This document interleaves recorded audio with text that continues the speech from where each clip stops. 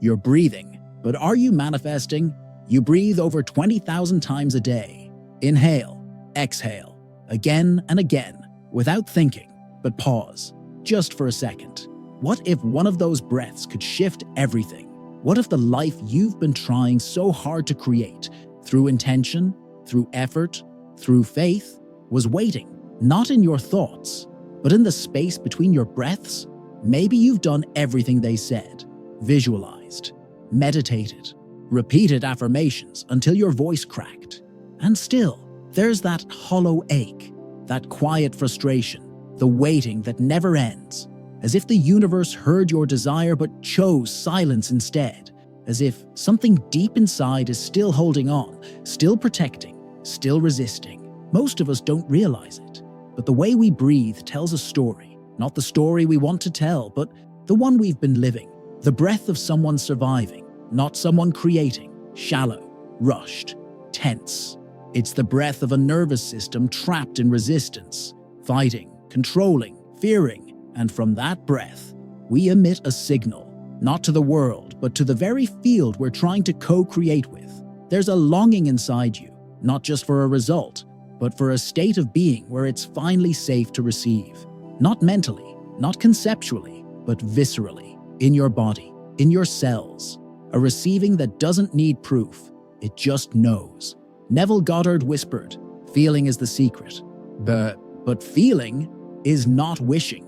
It's not forcing a smile when your heart is trembling. True feeling, the kind that reshapes reality, is full body, subconscious. It flows beneath words, and breath is its vessel. Gregg Braden shows us how the rhythm of our breath changes the rhythm of our hearts, how our heart's electromagnetic field, when coherent, becomes a bridge to the infinite.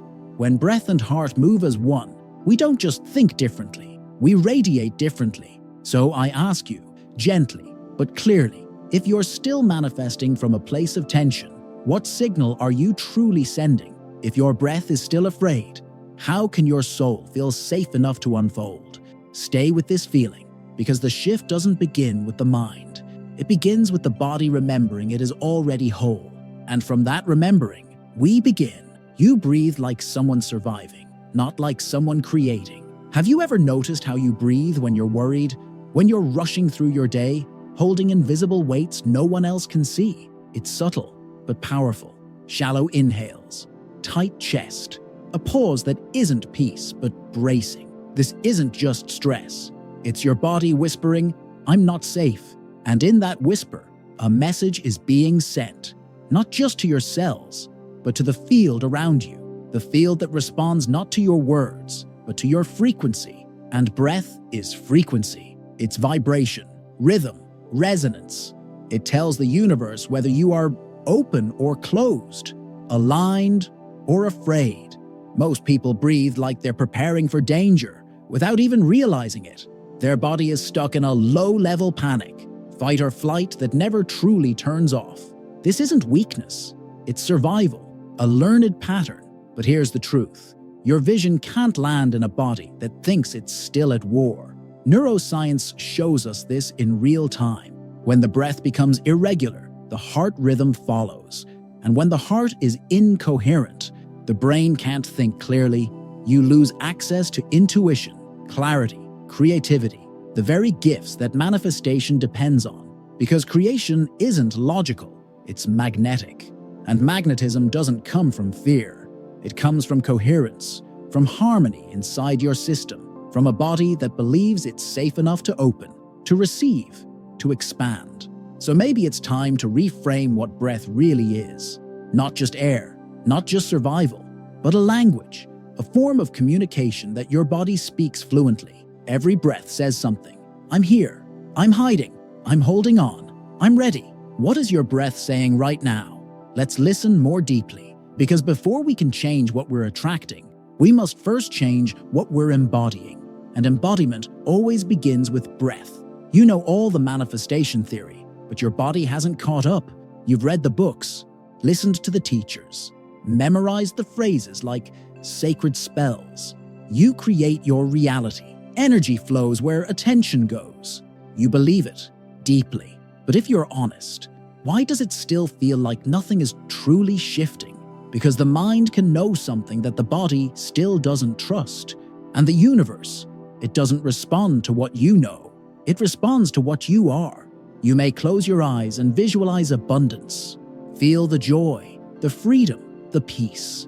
But if your breath is still tight, if your shoulders are still tense, if your nervous system is bracing for disappointment, then that image never moves beyond fantasy. It stays trapped in thought, unfelt, unreceived. The body speaks in sensation, in breath, in pulse. It doesn't care about your mantras if your lungs are still gasping for safety. Your subconscious watches your breath like a compass. If it's shallow, rushed, or rigid, it doesn't matter what you say. The message is clear. I'm still not safe. I'm still not worthy. I'm still waiting. Hormones respond. Brain waves shift. The electromagnetic field that surrounds you begins to match that subtle contraction, and the universe listens. You see, the body is the real manifester, not the mind. The body is the one that signals, receives, creates. And if the body doesn't believe it's possible, it won't allow it.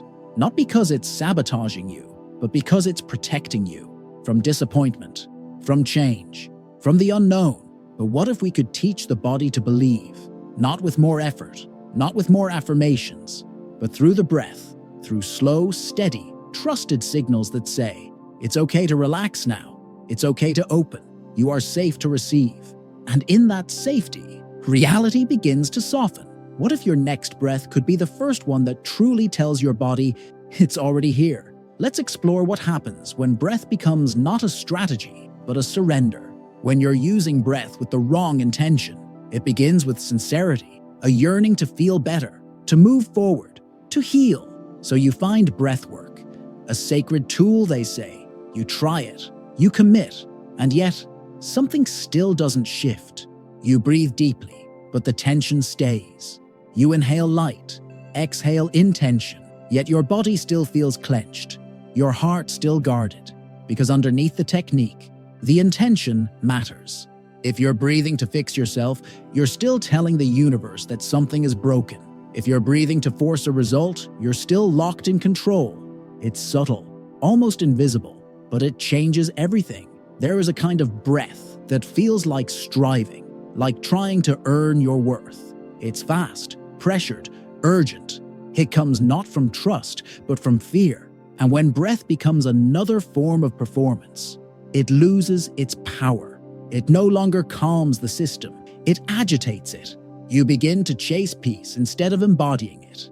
There's a sacred difference between using breath as a command and offering breath as a prayer. One demands, the other surrenders. One says, make this happen. The other whispers, I'm already enough. Breath isn't a transaction, it's a relationship. And in that relationship, your body remembers its truth, not because you force it to, but because you finally stop pushing. So pause and ask yourself gently, without judgment, am I breathing to change reality or to return to it? Because true transformation doesn't happen through pressure. It happens through presence, through the soft, quiet willingness to be where you are, fully, honestly, without resistance. And in that honesty, the body begins to open. But there's a reason we resist that opening, a reason we fear stillness. And it's older than breath itself. Let's go there now. Your fear of relaxing is what's keeping you in resistance. Stillness. It sounds peaceful, doesn't it? A moment of rest, a breath of calm. But for many, stillness doesn't feel safe. It feels like a threat, like silence before the storm. Because if you grew up in chaos, in unpredictability, in emotional volatility, your nervous system learned something powerful. Movement equals safety. Tension means alertness. Relaxation is dangerous. And so now, even when life is better, your body doesn't trust the quiet. It braces. It prepares.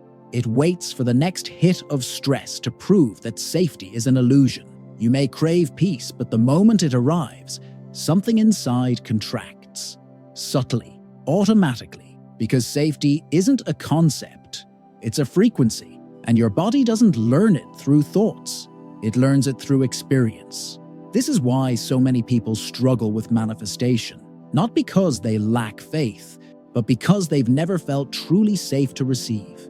And you can't receive when you're defending. You can't expand when your breath is shrinking. Bruce Lipton teaches that stress literally shuts down growth. When we're in survival mode, the body directs energy to protect, not to create. Healing stops. Vision collapses.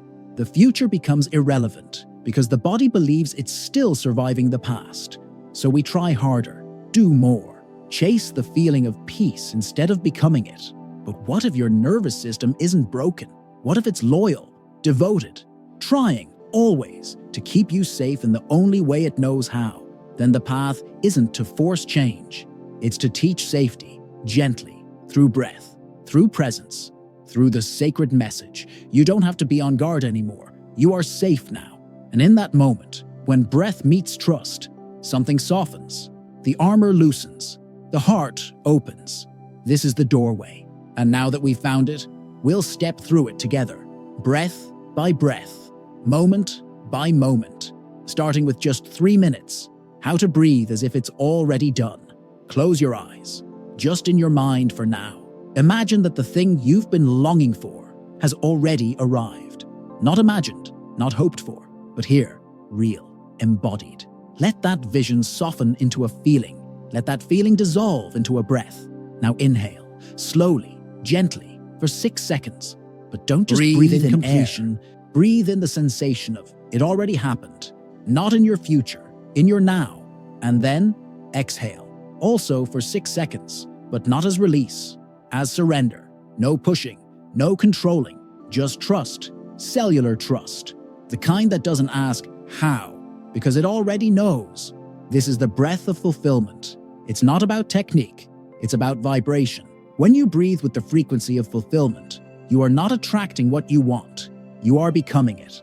And when you become it, life reflects it, not as a reward, but as a mirror. Do it once, then again, 3 minutes, that's all.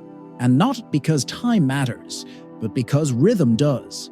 Repetition creates trust, and trust is what teaches your nervous system to expect something new. Anchor the feeling in your body, see the image, feel the warmth. Let the breath become your signature, a signal to the field. This is who I am now. And when your breath repeats that signal, day after day, your biology changes. Your heart rhythm shifts. Your electromagnetic field stabilizes. And from that stability, coherence grows. You're not reaching anymore. You're remembering. And in that remembering, your whole being becomes a lighthouse. Let's go there next. A lighthouse doesn't chase ships. It aligns and radiates. Have you ever seen a lighthouse running along the shore, waving its beam, begging ships to notice it? Of course not. A lighthouse stands still, rooted, steady, and because it stands in coherence, it becomes magnetic, not through effort, but through alignment. This is what your breath is meant to be. You don't need to chase manifestations. You don't need to plead, prove, or push. You only need to become so vibrationally aligned that what belongs to you cannot help but find you. Breath is how you steady your light. When your breath is erratic, your signal is chaotic. It's like static on a radio, sending mixed frequencies to the field. One moment you're open, the next, afraid. One moment you believe, the next, you brace. The universe receives every signal, but only responds to the one that's most coherent. And coherence is born from stillness, from rhythm, from breath that says, I am not looking anymore. I am. Neville Goddard said, assume the feeling of the wish fulfilled, not as a fantasy, not as imagination, but as embodiment. You don't just think it, you feel it. And breath is the bridge between thinking and feeling. When you breathe as if it's already done, your body becomes the evidence before the evidence arrives. Your nervous system becomes the home before the home appears. You stop waiting and you start becoming. This isn't passive, it's powerful. It's the kind of stillness that moves worlds. So let yourself breathe like a lighthouse, not to chase, but to radiate, not to convince, but to align. And from that radiant center, something beautiful begins to approach, quietly, naturally. Let's witness what that looks like. When alignment replaces effort, when breath welcomes what action could never reach. She manifested love not through action, but through breath. She was in her 50s, wise, awake, spiritually devoted. She had done the work: books, retreats, meditations, affirmations. On paper, she was the embodiment of alignment, but inside, something ached. Something remained untouched. She longed for love. Not a fairy tale, not a rescue, just a safe presence, a home in someone's eyes. But despite all her efforts, it didn't come. Not because she wasn't worthy, not because she wasn't clear, but because her body didn't believe it was safe to receive. She had been carrying an invisible tension for years, a breath that was always slightly held, a heart that opened cautiously, then closed quickly, a nervous system that knew how to give, but not how to rest. She didn't know her breath was still speaking the language of fear, of protection, of survival, until she stopped chasing, until she turned inward, not to fix, but to feel. She began with breath, just 3 minutes a day, no agenda, no demands, just breathing as if love was already there, not imagining a partner, just breathing with the feeling of being already loved. Each inhale whispered, "It's safe now." Each exhale released the armor, not all at once, gently, slowly. The body started to listen. The rhythm softened. The tension unwound. Her breath, once filled with control, became a quiet embrace. And then, without seeking, without searching, love arrived. It didn't knock loudly. It didn't need to. It met her in the same frequency she had learned to live in. Not rushed, not dramatic, but deep, calm, real. She didn't manifest it by trying harder. She became it. And in that becoming, life simply matched her signal. Because when breath changes, everything does. And now, maybe you're beginning to feel it too. That quiet invitation, that possibility waiting just beneath your next breath. Let's arrive there together. Your next breath could be your next reality. There is a moment, quiet and unnoticed, where everything begins to change. It doesn't look dramatic. It doesn't sound loud. It's the moment where breath shifts from unconscious repetition to conscious choice, from reacting to remembering. Bruce Lipton reminds us that the body is a biological mirror of the internal environment, and what shapes that inner environment more directly than the breath. In a single inhale, you speak to your cells. In a single exhale, you tell the field who you believe you are. Yet most of us try to manifest from the mind. We think clearer thoughts, set sharper goals.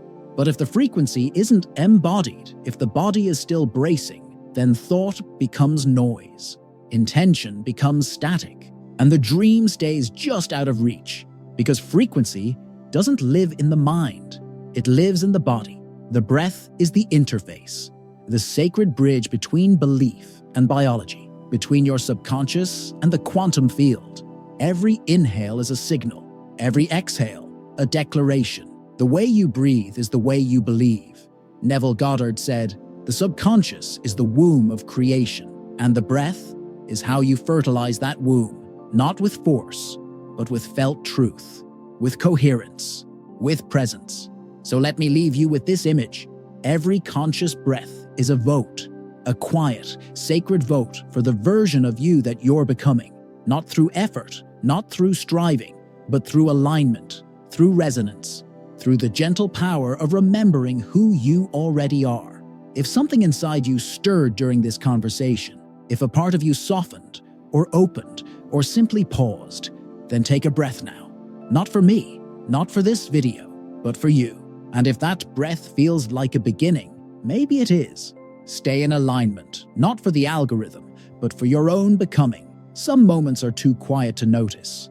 A breath, a shift, a pause that lingers longer than usual. And yet, those are often the moments when everything begins to move beneath the surface. If this space stirred something in you, not excitement, but remembrance, then allow that stirring to stay. Let it ripple, let it settle, let it root itself in the soil of your becoming. This was never about chasing results.